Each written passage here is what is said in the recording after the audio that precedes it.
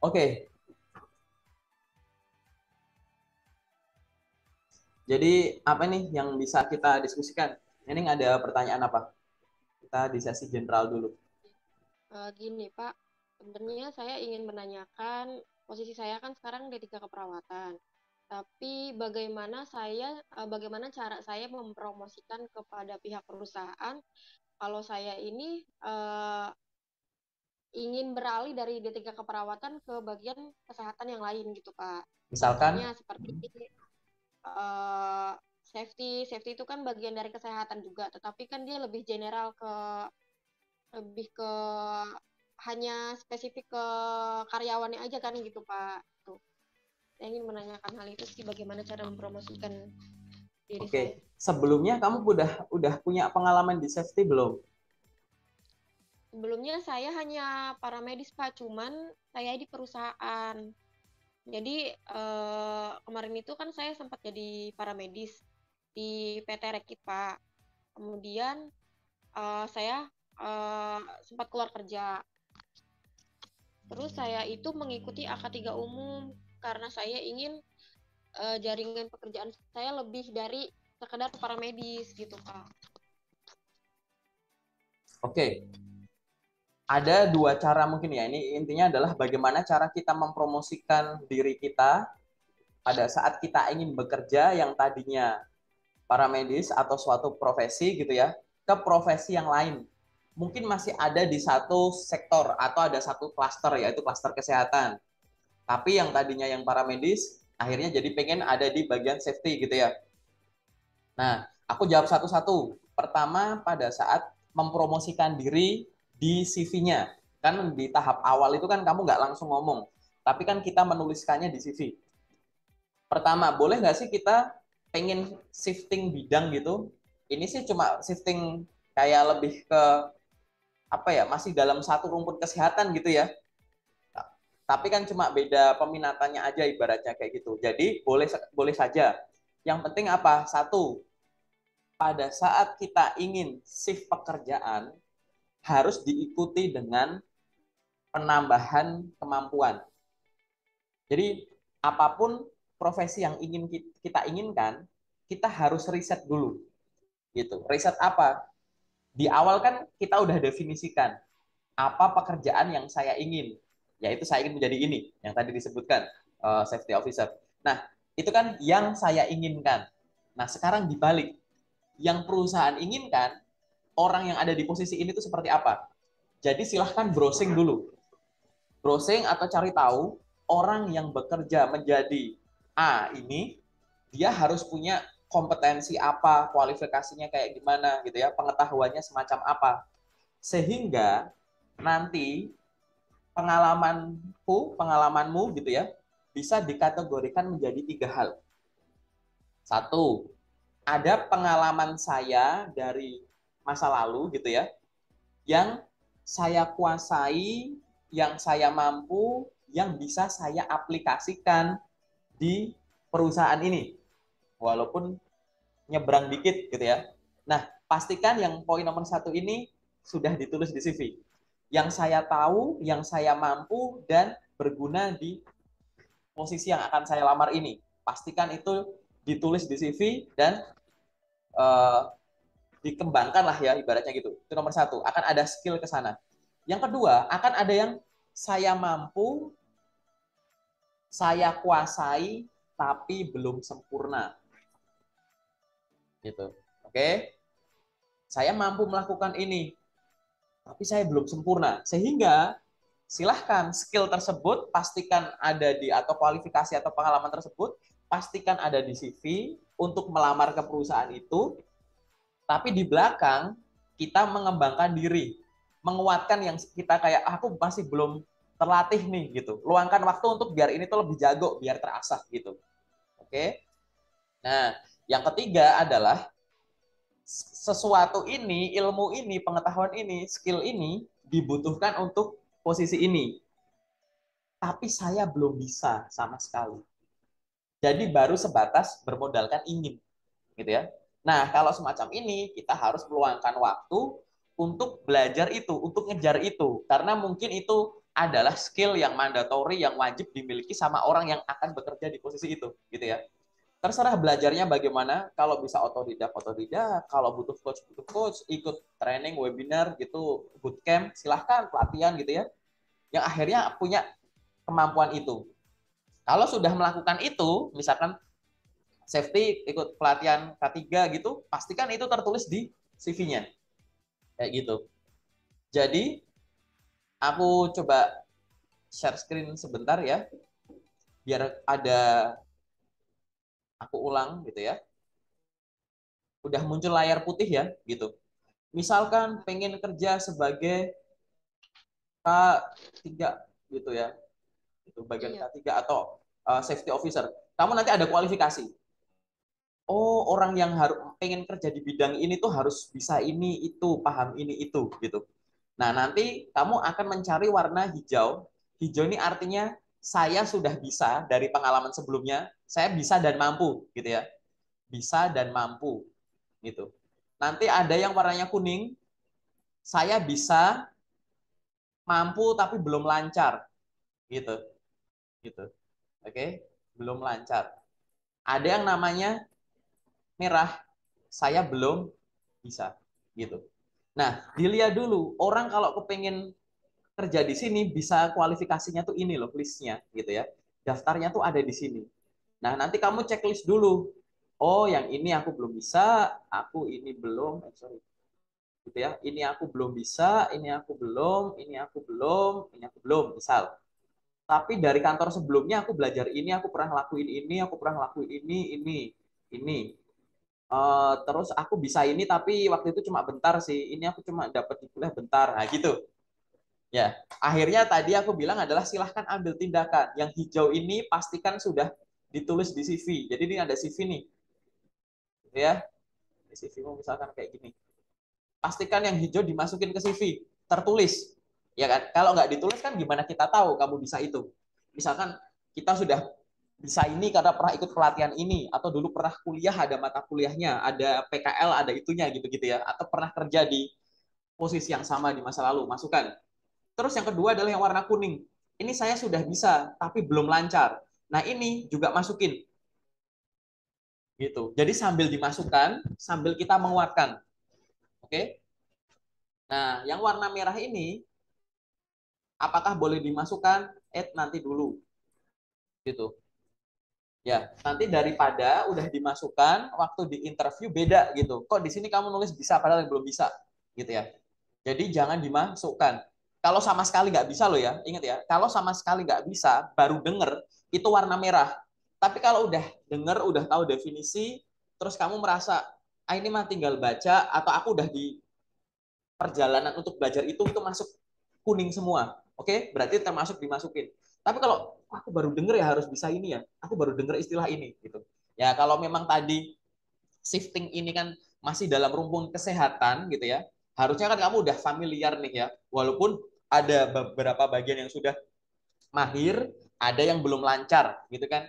Nah, berarti apa? Kita akan berfokus ke yang warna kuning. Tadi ya, ini bisa kemana dulu gitu. Warna kuning sama warna merah ini bisa tadi nonton konten, baca buku, ikut webinar, training, pelatihan, bootcamp gitu-gitu. Begitu udah semacam itu, gitu kan. Jadi sambil melakukan ini, sambil ininya ditulis di CV. Gitu. Pastikan tulis dulu. Ingat ya, itu. Ini jawaban umumnya gitu dulu. Ini adalah cara mempromosikan diri di CV. Kalau kita pengen pindah itu. Oke. Nah, selanjutnya adalah terkait dengan cara nulisnya di CV. Cara nulisnya di CV itu jangan cuma sekedar nih ya, ini misalkan CV-mu nih. Nah, di dalam CV kalau kita pengen masuk ke bidang yang sedikit beda gitu ya, biasanya informasi itu akan kalau bisa ditambahkan di sisi mana? Misalkan di sisi pelatihan atau training gitu. Itu harus ada ilmu tambahan tadi, ya kan? Itu kan ilmu pendukung yang mendukung keinginan kamu. Jadi jangan cuma sekedar pengen di bidang ini tapi nggak diikuti dengan bisa ini, misalkan gitu ya. Jadi gitu. Kemampuan tambahan tadi mungkin di pelatihan atau mungkin di informasi pendidikan. Jadi ikut kursus gitu, itu namanya pendidikan. pendidikan di CV boleh dua, boleh pendidikan formal, boleh pendidikan non formal, kayak gitu. Itu juga boleh di situ. Atau mungkin selain di skill, di pendidikan, di mana aja. Ya biasanya di sini terus habis itu gini, kalau habis ikut pendidikan, setelah ikut pendidikan, dan setelah ikut pelatihan, orang kan biasanya menghasilkan apa? Menghasilkan skill, skill baru, ya kan? Gitu. Nah, pastikan skill baru ini juga ada ilmu ini, gitu. Ini adalah 3 bagian yang harus diupdate kalau kita pengen minimal ini ya. Kalau kita pengen pindah jalur sedikit kayak kamu gitu. Bahwa memang saya sebelumnya kerjanya kayak begini, gitu kan. Tapi dulu di kampus saya juga pernah belajar soal itu. Atau dulu saya pernah magang itu. Habis itu saya kerja kerja nggak sesuai itu, tapi sekarang saya ingin balik itu lagi. Harus tertulis di CV-nya intinya. Pada saat nulis pengalaman kerja. Atau ini saya baru tekuni habis barusan saya ikut bootcamp, pelatihan, seminar macam-macam di sini, ya kan? Nah, kalau nomor 1 ini sama nomor 2 ini udah diupdate, berarti harusnya di bagian kemampuan juga nambah dong. Skill apa yang kamu peroleh setelah kamu ikut pelatihan K3 misalkan? Masuk, gitu kan. Skill apa yang kamu peroleh setelah mengikuti sertifikasi ini itu? Masuk, gitu. Nah, ini adalah kita baru tahap pertama, mempromosikan diri di CV. Jadi diawali dengan paham dulu keinginan, memahami keinginan yang diikuti dengan peningkatan skill, nomor 1 itu. Yang nomor 2, memastikan penulisan CV itu benar. Oke. Dan yang ketiga adalah nanti kalau pas kamu lolos ke tahap selanjutnya yang di interview, nah ini aku baru akan bahas. Tadi kan pertanyaanmu adalah gimana caranya biar kita bisa mempromosikan diri gitu ya. Promosi diri itu di awal-awal kan ada 2 sebenarnya yang tertulis di CV. Aku anggap nih yang kamu tertulis di CV udah bener. Oke? Nah, setelah yang ditulis di CV udah benar, isinya CV kamu copy paste ke LinkedIn-mu, diupdate. Kamu habis ikut pelatihan, dimasukin ke CV. Pastikan di LinkedIn-mu juga ada. Kamu di sini nambah skill baru, akhirnya bisa ini itu. Di LinkedIn kan ada menu skill, diisi juga kayak gitu. LinkedIn itu minimal harus setara CV. Mungkin kamu nyari kerja pakai Jobstreet atau portal karir yang lain, kan kita punya akun terus ngisi kompetensi gitu ya, kayak Kompas CV juga kan. Pastikan yang isinya ini juga dimasukkan ke dalam situ. CV ini juga diupload ke sana. LinkedIn juga CV-nya diupload, bukan diposting ya. Banyak orang bikin postingan promosi diri yang dilampirin CV, itu salah fatal. Walaupun boleh, buktinya sama LinkedIn nggak diblokir, nggak ditarik postingannya. Tapi itu bukan begitu. Tahu ya, buat apply menu di job di atas. Nah, ini baru sampai tahap pertama, yaitu benar cara mempromosikan CV. Baik lewat cara penentuan niatnya tadi, penulisannya di CV, dan peletakan duplikasi CV ini di banyak platformnya gitu. Oke, karena ini kan mungkin juga orang baca CV itu kan termasuk mempromosikan diri gitu kan. Nah, yang kedua adalah pada saat interview. Pada saat interview, silahkan disampaikan khususnya pada saat menyampaikan perkenalan diri. Disusun di sana. Orang yang sedang ditanya perkenalan diri biasanya akan menyampaikan 3 hal. Pertama, kamu harus bisa menjawab pertanyaan Anda itu siapa. Oke, kalau di interview, silahkan perkenalkan diri Anda. Nomor 2, silahkan jelaskan pengalaman Anda, apa yang sudah kamu lalui. Dan poin nomor 3, kamu sekarang bisa apa. Nah, pada saat perkenalan diri inilah kamu bisa menyusun kata, menyusun kalimat, agar kamu tetap bisa menonjolkan pengalamanmu di masa lalu, sambil secara halus, smooth gitu ya, kamu menyampaikan keinginan kamu berkarir di bidang yang sama, tapi kayak ibaratnya geser dikit gitu ya, bukan bagian ini tapi bagian yang ngurusin ngurusin karyawannya saja gitu. Sampaikan saja, misal contoh, perkenalkan nama saya ini, saya adalah seorang lulusan jurusan ini dari universitas ini pada tahun sekian dengan IPK sekian. Saya memiliki pengalaman kerja selama 5 tahun di 5 perusahaan yang berbeda, misal gitu. Saya pernah menjadi ini. Dari pendidikan dan pengalaman kerja saya terbiasa untuk berinteraksi dengan orang atau saya terbiasa untuk berinteraksi dengan orang khususnya untuk melakukan ini. Dari pengalaman saya tersebut, saya memiliki pengetahuan di bidang ini yang didukung dengan kemampuan ini. Beberapa tahun terakhir saya tertarik gitu ya untuk belajar dan mengembangkan diri di bidang safety gitu dan lain-lain dengan mengikuti beberapa pelatihan di antaranya ini. Sekarang saya memiliki pengetahuan dan keterampilan untuk ini dan sedang mencari kesempatan di mana saya dapat mengaplikasikan ilmu yang saya pelajari dari pelatihan, dari pengalaman kerja maupun pendidikan, khususnya di bidang ini. Sesantai itu ngomongnya. Ini aja paling cuma 1 menit aku ngomong gini. Jadi tersusun gitu. Paham ya? Aku nggak banyak ngomongin soal masalah pribadi, tempat tinggal, gitu-gitu. Banyak kan orang lebih ke arah sana gitu. Atau tidak tersusun. Kuncinya tuh gitu, mempromosikan diri itu sampaikan kamu itu siapa, kamu punya pengalaman apa, kamu sekarang bisa apa. Nah, kalau di bagian kamu punya pengalaman apa ini, kamu boleh sampaikan pengalaman kerja kamu, termasuk pengalaman pelatihan. Karena kamu punya niat untuk geser. Sekarang bisa apa? Ini menyampaikan skill. Skillnya skill apa? Skill yang kamu peroleh di masa lalu dari pengalaman kerja dan pendidikan, yang diikuti dengan skill kamu dengan mengikuti pelatihan tertentu. Menjawab karena di sini aku pengen geser, makanya di sini aku geser. Gitu. Nah, ini butuh dilatih. Interview itu belajarnya harus dua. Pertama, belajar secara teorinya untuk memperkaya kosakata gitu ya, sudut pandang, pokoknya ilmu dengan cara membaca, nonton kontennya orang, pertanyaan interview yang bisa ditanyakan, pertanyaan yang bisa ditanyakan untuk orang yang bekerja di bidang ini itu kualifikasi, tugas tanggung jawab orang yang bekerja di posisi itu dengan cara diserap, diisi ke otak. Tapi itu baru 50% persiapan interview. 50%-nya lagi adalah praktek. Jangan lupa, banyak orang sudah selesai membaca banyak buku, selesai ikut pelatihan pendidikan ini itu, nonton konten, oh kalau tanya gini tuh jawabnya gini, oke okay, gitu. Tapi pada saat eksekusinya kurang lancar. Apakah karena kurang lancar itu karena dia nggak ada kemampuan? Ya nggak juga. Tapi kurang praktek saja. Kalau mau belajar, ya aku sering bilang bahwa untuk mempromosikan diri, khususnya kalau mau shifting bidang tadi, gunakanlah guru sejarah sebagai motivator kita. Kenapa guru sejarah? Punya guru sejarah ya? Dulu waktu sekolah ya, aku juga punya.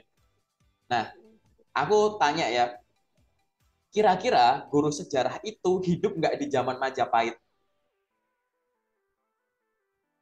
Enggak kan? Gitu. Iya, kira-kira guru sejarah kita waktu Presiden Soekarno baca proklamasi dia nonton nggak di depan gitu?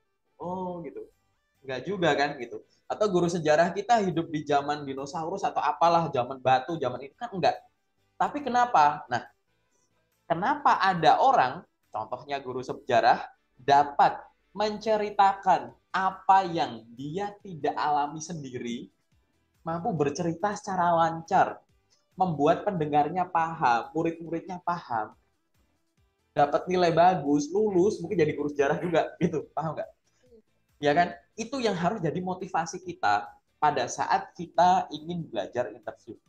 Di luar sana, ada loh orang yang bercerita tentang hal yang dia nggak alami. Tapi kok bisa lancar ya? Tapi kok bisa bikin orang lain paham ya? Nah, itu nanti kamu akhirnya dianalogikan gitu ya, atau disandingkan dengan, kok aku interview kok nggak lancar? Padahal kan interview yang ditanya nggak isi CV-mu itu. Isi CV kan adalah hal-hal yang kamu alami. Nah, paham kan? Kok kamu, misalnya itu atau aku atau siapapun, kita menceritakan sesuatu yang ada di CV. CV kita bikin sendiri. Isinya kita alami sendiri. Pengalaman kerja kita yang lakuin. Kok ngomong nggak lancar? Dalam tanda kutip, malu nggak sama guru sejarah? Gitu. Gitu maksudnya ya. Jadi artinya apa? Interview itu pada dasarnya bisa dipelajari. Asal kamu tekniknya benar, kamu luangin waktu. Tidak hanya untuk membaca, tapi juga untuk praktek. Termasuk praktek apa? Mempromosikan diri dari pengalaman yang sudah ada, dari pengalaman yang baru saja kita selesai berlatih, untuk apa? Karir shift sedikit tadi itu. Gitu. Jadi kamu harus punya motivasi gimana caranya aku menyampaikan ini dengan lancar. Nanti bikin sesi sama aku tapi Zoom setelah ini ya, nantilah ya setelah bahas CV dan lain-lain gitu ya. Kita latihan biar kayak teman-teman yang lain gitu bahwa simulasi interview sama teman-teman di Good Locker gratis boleh gitu. Jadi harus dilatih itu. Ingat ya. Tapi kalau mau belajar mandiri boleh nggak? Boleh banget. Belajar interview itu tidak harus ada temennya. Ngomong sendiri direkam, rekamannya ditunjukin ke tetangga, saudara, suami, temen siapa, udah bagus belum? Apa yang salah? Ya. Tapi kalau begitu semangatmu turun, gitu, Pak aku susah ya mempromosikan ini, mulutku belibet, nggak apa-apa, dilatih terus, bukan untuk down. Tapi kamu langsung ingat kalimatku guru sejarah. Berapa banyak guru sejarah di dunia ini? Orang yang mampu bercerita hal yang dia tidak alami dengan lancar. Lah aku kan bercerita yang aku alami, gitu. Sehingga semua hal ini mulai dari pembuatan penyusunan tadi ya, kamu riset soal posisi ini tuh butuh kualifikasi apa, mana yang warna merah, kuning, hijau tadi, terus nulisnya di CV gimana, di-update ke LinkedIn atau portal yang lain, terus mempersiapkan di interview, itu adalah satu rangkaian promosi. Gitu. Dan ini bisa dipersiapkan bahkan sebelum kamu ada panggilan tes. Apa kelebihannya belajar itu sejak awal? Satu, nanti kalau tesnya panggilannya dadakan, kamu nggak perlu sistem kebut sejam, sistem kebut semalam gitu, sistem kebut sedetik gitu. Besok ada panggil, aduh aku harus nyiapin apa nih gitu. Nanti hasilnya nggak optimal. Mungkin ada orang yang bisa melalui dengan cara semacam itu, tapi aku yakin orang tersebut pasti hasilnya jauh lebih baik pada saat persiapannya cukup. Gitu. Jawaban umumnya gitu ya. Nanti kalau lupa aku ngomong apa, tinggal di play ulang aja ini. Gitu. Oke, semoga ada gambaran ya. Ya, Pak. Oke, apalagi nih yang bisa kita diskusikan? Kamu masih ada pertanyaan apa yang sifatnya umum? Gini Pak, berarti di CV itu kita tetap mencantumkan pengalaman kita yang lalu, misalkan kayak di rumah sakit gitu Pak. Ya, jawabannya adalah iya, karena kan kamu masih tadi, kalau kita hubungkan saja ya dengan, jadi banyak yang bilang, jadi gini, cantumkan pengalaman kerja yang relevan dengan bidang yang dilamar. Betul. Misalkan kamu punya pengalaman kerja di rumah sakit atau di tempat kesehatan yang lain selama periode lama, kalau kamu merasa kayak ini kan nggak ada hubungannya sama safety, kamu singkirin, tapi nggak ada penggantinya gitu. Itu cik nggak kamu cantumin, terus CV-nya aku baca. Kan ada waktu gap kosong gede banget. Pembaca, orang yang nggak tahu itu kamu siapa, taunya, loh, ini kok ada 3 tahun nggak ngapa-ngapain, dia ngapain ya? Dia anggapnya nggak produktif. Padahal kamu punya pengalaman tapi nggak ditulis. Gitu, menyalahartikan yang nggak relevan, itu nggak usah ditulis, tapi maksudnya salah gitu, salah nangkepnya gitu. Jadi itu silahkan tetap ditulis aja nggak apa-apa, gitu. Karena itu ada kelebihan di dalamnya. Ibaratnya tuh kamu menonjolkan bahwa saya ada di dunia kesehatan, pernah melakukan peran ini. Nah, di dalam peran itu saya pernah memiliki tanggung jawab atau fungsi sebagai safety. Mungkin sebelumnya kamu tugas utamanya ini, tapi kadang-kadang disuruh support bagian safety. Nah, ini saya pengen langsung terjun di bidang safety, bukan support aja. Seolah-olah kamu mau bilang gitu, boleh. Jadi tulis saja gitu. Paham ya? Jangan dibiarkan di CV itu ada gap kosong gede, besar. Gitu. Oke? Okay? Iya. Oke. Okay. Apalagi pertanyaan yang sifatnya umum, mungkin kalau kamu masih bingung. Gini loh Pak, kalau ini pernah nih, ini pengalaman saya nih Pak. Hmm. Jadi ada ada satu yayasan, ini anggaplah Nggak kayak usah sebut perusahaan. perusahaannya ya. Terus? Ini anggap aja perusahaan di bidang yayasan. Ada mereka tuh kayak memegang ada rumah sakit atau ada perusahaan baik PT atau apa gitu kan Pak. Nah di situ kan ada lowongan pekerjaan yang dicari itu sebagai perawat dan sebagai HSE officer gitu kan. Nah, saya pernah mencoba untuk melamar pekerjaan gitu kan Pak, dengan bidang yang saya pengen terjun sekarang ini gitu Pak, yaitu HSE gitu. Tapi kenapa pas saya di interview malah jadi kayak menawarkan untuk di bidang yang sebelumnya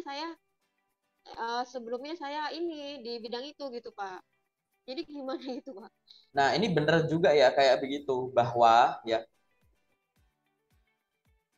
terkadang terkadang sampai sering kali gitu ya, kita akan ditawari pada saat ada satu perusahaan yang membuka beberapa posisi, HR itu juga melakukan pencocokan, tidak serta-merta langsung daftar nggak sesuai tolak. Kadang kan open posisi yang lagi open itu ada beberapa gitu. Nah, pada saat kamu CV-nya diterima, daftar sebagai A diarahin ke B, maka pihak perusahaan merasa bahwa kamu punya kemampuan yang cukup, yang oke untuk kerja di posisi itu. Bahasanya adalah, kenapa kok bisa semacam itu ya? Karena pada penulisannya di CV, itu kemampuan dan pengalaman kamu di bidang A itu jauh lebih menonjol dibandingkan dengan bidang B. Tapi artinya bukan akhirnya yang bidang A ini kamu ilangin semua. Kalau sekarang pengalaman di bidang A ini kamu ilangin semua, gitu kan? Kan kosong nih. Mau kamu isi apa penggantinya? Masa biarin CV kosong, kamu malah boro-boro kamu dikasih tawaran ganti, kamu malah nggak dipanggil karena kelihatan nggak produktif, gitu. Kalau ada yang nggak relevan, biasanya tuh yang nggak relevan itu dikeluarin, ditukar sama yang relevan. Biasanya gitu. Ini akan berlaku sama teman-teman yang udah punya cukup pengalaman kerja. Dia bisa nge-switch gitu. Tapi kalau memang nggak bisa, ya gimana? Nah, aku biasanya akan menyarankan bahwa coba tonjolkan dari sisi B-nya ini. Mungkin dalam penulisannya di CV kamu masih timpang gitu. Info soal B ini yang pengen kamu daftar, dia itu cuma sedikit. Atau kamu tulisnya di bawah, kenapa nggak dinaikin gitu. Ya kan? Jadi akhirnya kurang semacam itu. Atau pada saat perkenalan diri, kamu itu kan dipanggil interview juga nggak? Pada saat daftar di yayasan ini, Iya, pada saat saya ditawarin itu adalah ditawarin saat interview kan? iya padahal saya itu mencantumkan untuk bagian ini gitu Pak. Tapi kenapa pas dipanggil itu saya malah ditawarkan di bidang yang sebelumnya saya ini kayak misalkan perawat gitu Pak. Padahal Oke, saya tuh jelas di CV pada bidang saat B kamu gitu. melakukan itu, mungkin nomor satu, pengalaman di bidang B itu belum banyak kamu tulis di CV. Atau sudah banyak, tapi menuliskannya, kalau bahasa aku tuh gini, menulis di CV itu, kamu bisa mengatur pembaca itu fokus ke arah mana. Aku misalkan ngefoto handphone nyodorin kamu handphone di depan kamu gini. Di layarnya itu ada tulisan uang, saldo Anda sekian miliar. Itu kan fokus orang bisa fokus ke HP-nya, fokus ke saldonya, kayak gitu. Mungkin fokus ke akunya yang lagi megang handphone, gitu. CV juga sedemikian. Kamu tuh bisa mengatur fokusnya orang, gitu.